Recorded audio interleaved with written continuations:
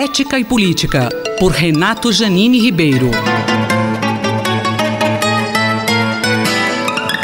Professor Janine, no último mês de dezembro, a produtora do humorístico Porta dos Fundos foi alvo de um atentado. Qual a sua análise desse episódio? Esse é o nosso primeiro programa do ano, então talvez valha a pena lembrar um dos acontecimentos mais terríveis do final do ano passado. Foi o atentado contra o Porta dos Fundos, programa humorístico que tinha feito um vídeo de brincadeira sobre um Jesus Cristo gay. Vocês podem ter visto, podem ter gostado, podem não ter gostado, mas isso não tem muita importância se a gente gostou ou não. O fato é que numa sociedade democrática esse tipo de expressão é lícito, é aceitável. E isso por quê? Porque a questão religiosa passou a ser uma questão da intimidade das pessoas, questão que está estreitamente ligada à vida íntima, à vida pessoal. O que, por sinal, é um traço forte do cristianismo. O cristianismo, desde o começo, substituiu a importância dos ritos, daquilo que é externo, daquilo que é formal, daquilo que é, enfim, uma demonstração pública, pela ideia de intenção, de intimidade, do que a pessoa efetivamente quer. Esse é um princípio básico do cristianismo. E a nossa sociedade é uma sociedade laica porque ela separou, vamos dizer, a parte pública, que é uma parte em que nós convivemos com as nossas diferenças, da parte privada, em que eu creio em Deus, você não, eu creio num Deus, você em outro, em outros, e nos respeitamos e convivemos assim. E a mesma coisa vale para o que comemos, o que bebemos, o que lemos, o que fazemos. Então nunca houve tanta liberdade no mundo justamente porque existe tolerância. O que quer dizer? Esse respeito recíproco. O respeito recíproco não quer dizer que um tenha que se curvar ao outro, então, porque eu não gosto de uma coisa, porque uma coisa me incomoda, eu teria o direito de calar a boca do outro. Teria o direito de dizer, você não pode fazer isso porque me incomoda. Não ser que efetivamente a coisa cause um dano a outra pessoa, e aí temos que ter uma exigência muito clara de qual é esse dano. Simplesmente ser incomodado por algo não é suficiente para a gente calar a boca de quem incomoda, não é. E o caso do Porta dos Fundos é terrível, porque nós tivemos um atentado feito contra eles a pretexto religioso, e se nós olhamos depois, inclusive o que se sabe da pessoa que perpetrou o atentado, que agora está foragida na Rússia, um homem, a gente vê que ele tem uma capivara, como se diz, uma ficha corrida que é muito ruim, o que aliás é até curioso, levando em conta que, enfim, se é uma pessoa que está defendendo uma religião, uma coisa desse tipo, seria de esperar que fosse uma pessoa mais digna, uma pessoa mais moral. O senhor acredita que a sociedade está mais intolerante? Sim, nós estamos vivendo uma sociedade em que o ódio, o conflito, a agressão se tornaram maiores. Felizmente, no Brasil, a agressão física tem sido pequena e esse atentado ainda é um caso raro. Mas os insultos, as ofensas, as rupturas de relações, a mentira agressiva, tudo isso se tornou usual no Brasil. A gente fica sabendo, vendo mesmo por WhatsApp, difusão dos maiores absurdos, as maiores acusações flagrantemente falsas, e gente que não tem a menor hesitação em soltar essas mentiras carregadas de ódio, e pessoas que não têm a menor dúvida em acreditar em besteiras monumentais. Então, de um lado, a falta de espírito crítico por parte de quem escuta, de outro, a falta de decência por parte de quem expressa certas calúnias e difamações, criam um verdadeiro barril de pólvora. Nós estamos numa situação no Brasil, em qualquer momento tudo isso pode explodir, em que atos de violência muito mais graves do que um atentado contra uma produtora no momento em que aparentemente está vazia a sede, podem vir a acontecer. Isso é muito preocupante e tem que ser posto um paradeiro disso, tanto pela lei e pela polícia, quanto pelos sentimentos. Temos que reaprender a conversar, a dialogar, a respeitar. Ou melhor, aqueles que não sabem dialogar e conversar têm que aprender isso. O professor Renato Janine Ribeiro conversou comigo, Valéria Dias, para a Rádio USP. Ética e Política, por Renato Janine Ribeiro.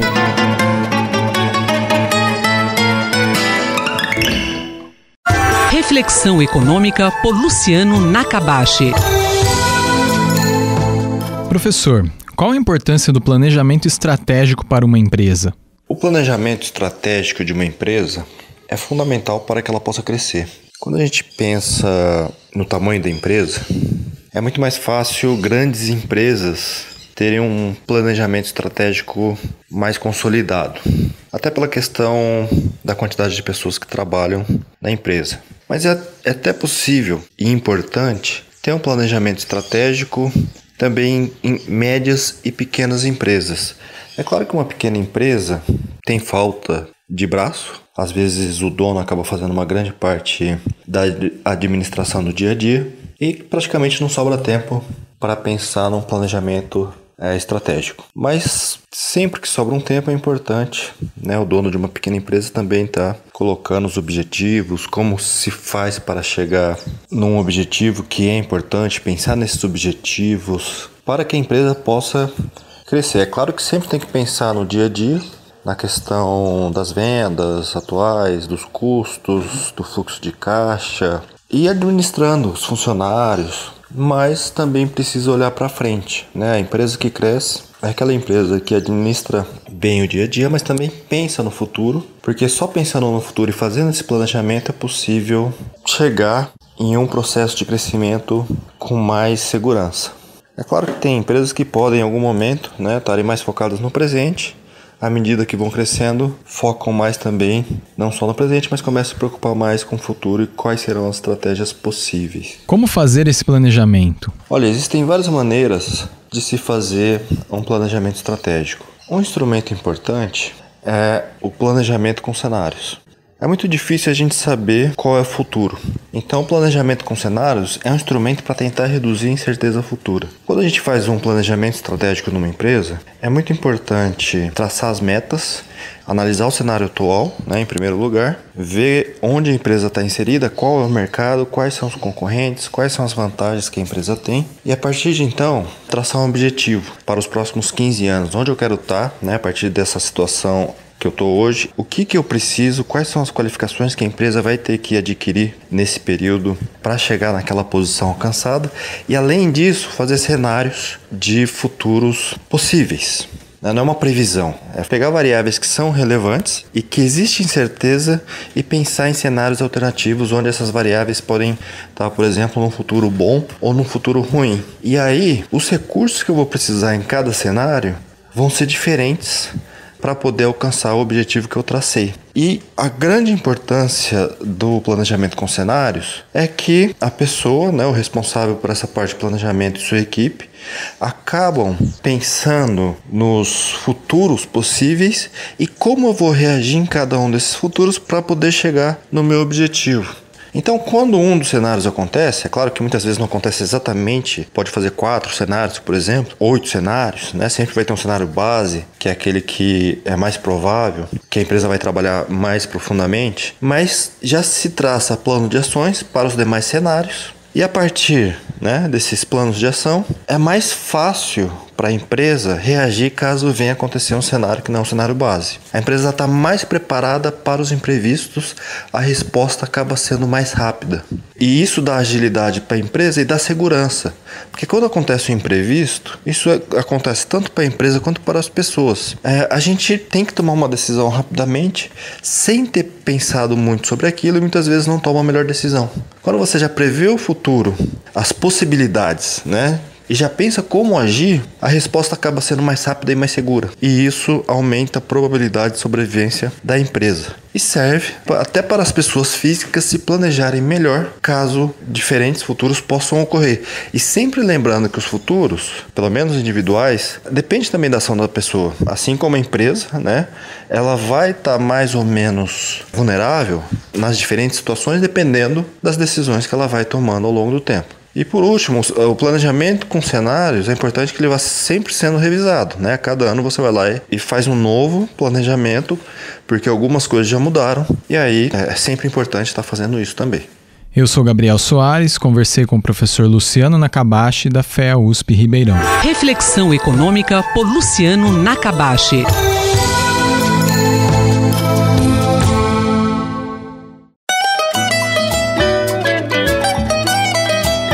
Na cultura, o centro está em toda parte, por Martin Grossmann. Professor, bom dia.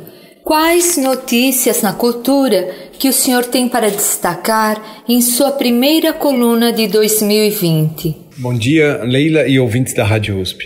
Que tenhamos todos saúde, resiliência e coragem neste ano que se inicia. Não há como não comentar esse grande mal-estar que estamos vivendo nesse momento, principalmente a partir de dois acontecimentos. Que são anúncios provenientes de Brasília, né? Usando ferramentas da mídia social, né? Primeiro foi um live do Facebook no dia 16 de janeiro, com a presença do presidente do Brasil, né, do ministro da Educação e do secretário especial da Cultura, quando foi anunciado o Prêmio Nacional de Artes, iniciativa que, de acordo com eles, né, pretende destinar mais de 20 milhões, não só para fomentar a produção artística, como o que dizem promover o renascimento das artes e da cultura no Brasil.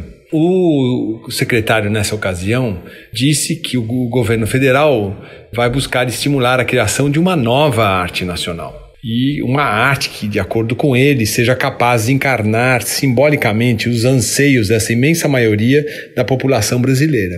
Isso tudo, quer dizer, esse edital e com as premiações, a ideia é produzir, em setembro de 2020, um grande evento em Brasília. Logo em seguida, o próprio secretário, usando mais uma vez as mídias sociais, faz um outro live, onde ele, em um cenário que na verdade provavelmente é o seu gabinete, mas cuidadosamente arranjado, ele discursa, né, tendo à sua direita a bandeira do Brasil, na parede ao fundo um retrato do presidente Bolsonaro e em cima da mesa um amuleto religioso que é a Cruz de Lorena, onde ele, sem nenhum pudor, faz uso de uma linguagem e de um poder simbólico claramente inspirado pelo nazismo, né? Queria que o senhor comentasse sobre a indignação coletiva que a postura de Alvim causou. O texto de Roberto Alvim tem citações diretas a Joseph Goebbels. A trilha sonora é a ópera Lohengrin, composta pelo Richard Wagner, né, um dos compositores, né, alemães que inspiraram Hitler nessa sua trajetória totalitária e barbárica. O secretário, por sua vez, com um paletó cinza claro e gravata em tom de cinza escuro e com um corte rente de cabelo, na sua aparência e postura, de fato, se assemelhava à figura do famigerado ministro da propaganda na Alemanha nazista entre 1933 e 1945. Importante aqui é reforçar que Alvim é um dramaturgo e diretor de teatro, ou seja, essa encenação, esse mise-en-scène, né, sem sombra de dúvida, foi idealizada pelo próprio secretário. Ele não delegaria isso a terceiros. Mas, para resumir, né, a aparição online do secretário, que eu denomino de uma opereta macabra, gerou imediatamente reações de indignação provenientes, seja do poder legislativo, do judiciário, entidades como a CONIB, indivíduos, intelectuais e milhares de pessoas, principalmente nas redes sociais, né? Essa indignação coletiva forçou o presidente a demitir o secretário especial de Cultura, Roberto Alvim, né? Agora, para entender a gravidade da situação, eu realmente recomendo que assistam um documento produzido em 1989 do sueco Peter Cohen, Arquitetura da Destruição. Ela está disponível nas redes, enfim, é um filme muito forte e bastante esclarecedor, porque ali tem uma tese. A tese do Cohen é que o Hitler, uma vez que teve toda uma formação como artista, mas nunca, de fato, atingiu, né, um grau de reconhecimento como artista, que ele usou desta sua formação e, de certa maneira, movido por uma frustração, a realmente construir essa ideologia que mancha a história da humanidade. O professor Martin Grossmann conversou comigo, Leila Kiyomura, para a Rádio USP. Na cultura, o centro está em toda parte, por Martin Grossmann.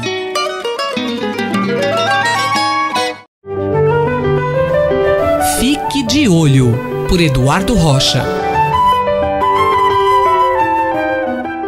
Qual a relação do número 2020 com a boa visão? Olá, 2020 já começou, segue acelerado e, pelo jeito, muito teremos a tratar sobre saúde, dadas as notícias conflituosas em relação a viroses, problemas ambientais e tantos outros que vêm se acumulando. Mas o número 2020 remete também a uma fração 20 sobre 20, que é igual a 1, e na métrica anglo-saxônica para visão é sinônimo de visão normal, boa visão, 100% de visão, como que esse número foi escolhido ainda na década de 90 como uma referência para a data, o ano que estamos vivendo agora, com o objetivo de esclarecer epidemiologia, mecanismos e formas de tratar as doenças que prejudicariam a boa saúde ocular. O 2020, o 2020, portanto, chegou também para a saúde ocular. Por que esse número foi escolhido? Nos anos 90, já tínhamos indicadores de que a população idosa seria proporcionalmente maior,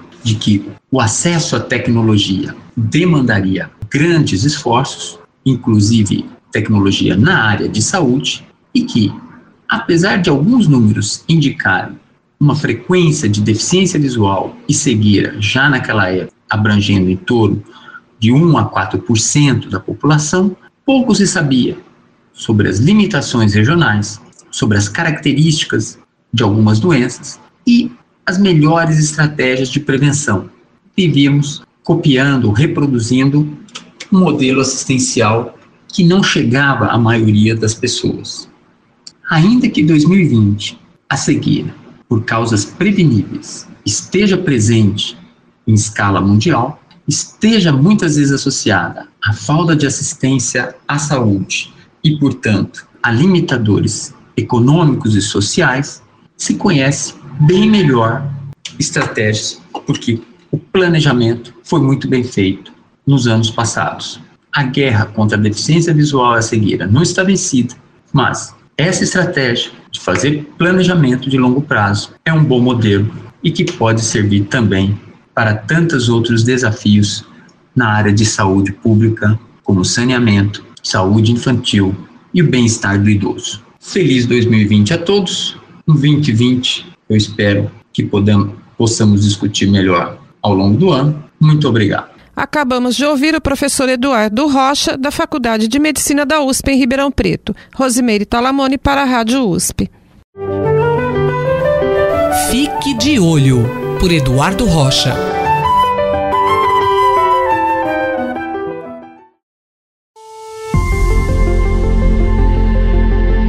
Decodificando o DNA, com Maiana Zatz.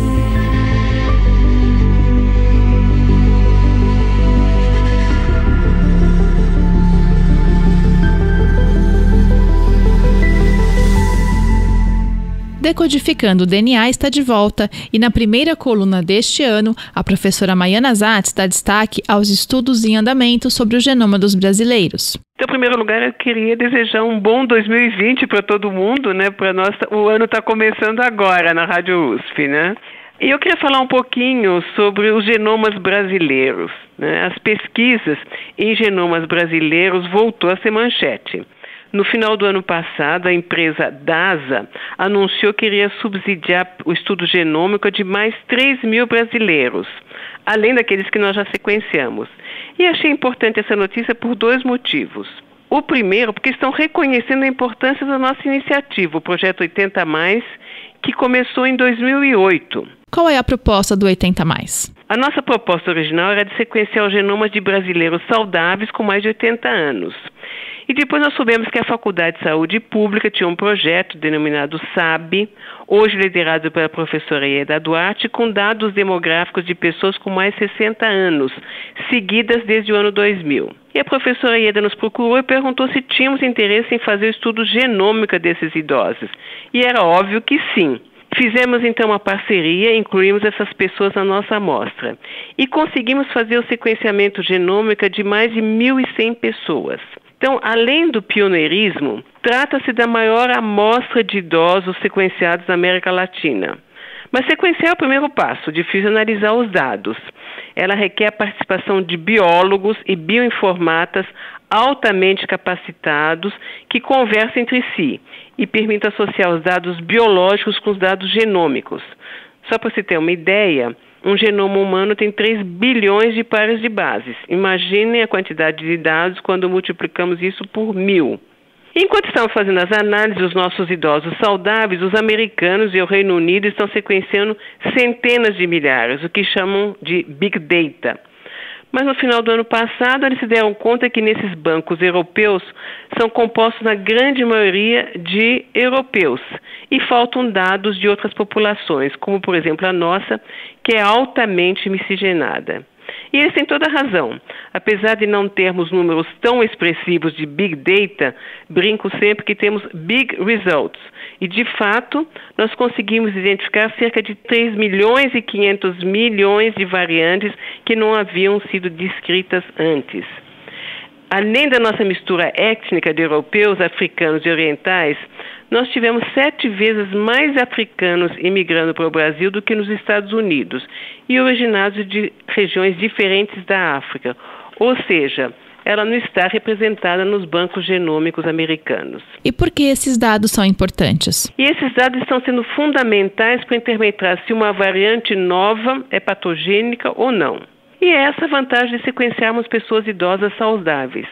Por exemplo, existe uma mutação que é descrita nos bancos genômicos internacionais como responsável por uma forma hereditária de câncer de mama. Mas, para nossa surpresa, essa variante foi encontrada em uma senhora brasileira de 93 anos que nunca teve câncer.